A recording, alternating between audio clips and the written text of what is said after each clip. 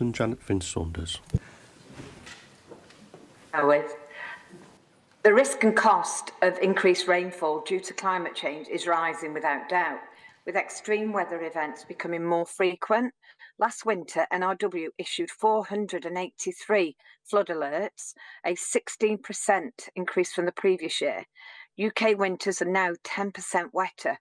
Increasing rainfall is, though, putting increased pressure on our reservoirs.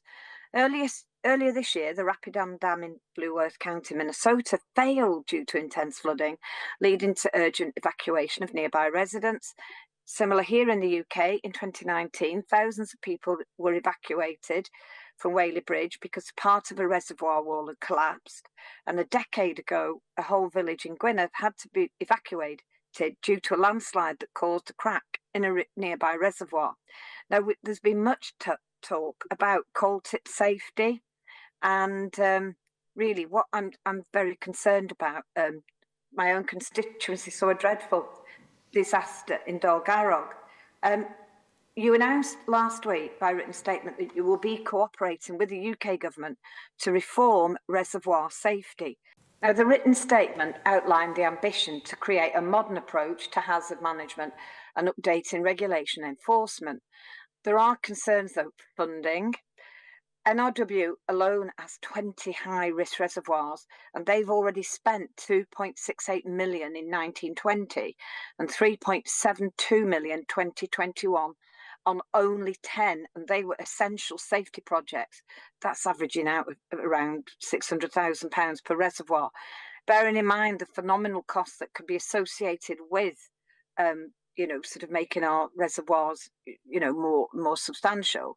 Do you stand by your comment to the Senate last month that every private owner of a reservoir now needs to know that they have these responsibilities and with them the liability? I'm aware of conveyancing methods whereby sometimes they don't always inform when you're buying land, your obligations regarding culverts, ditches and whatever, but also too with reservoirs. Now, between 2019 and 21, £500,000 of taxpayers' money was spent on orphan reservoirs.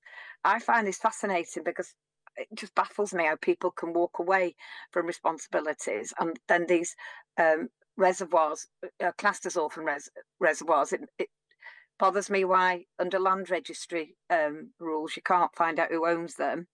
And also only 20,000 has been allocated to NRW's reservoir regulation team for their work in relation to the private reservoirs. There isn't a single penny of support for owners of private reservoirs, despite the costs that could be involved and more, the significant risk to whole communities. I believe this situation can be potentially as dangerous as coal tip safety. So with around 20 privately owned reservoirs in Wales classified as high risk, wouldn't it be wiser now, Cabinet Secretary, as part of the new reservoir approach that you will be developing with the UK government to take a more proactive approach which sees the state and the private owners cooperate together? It's not something that private landowners will or can do on their own.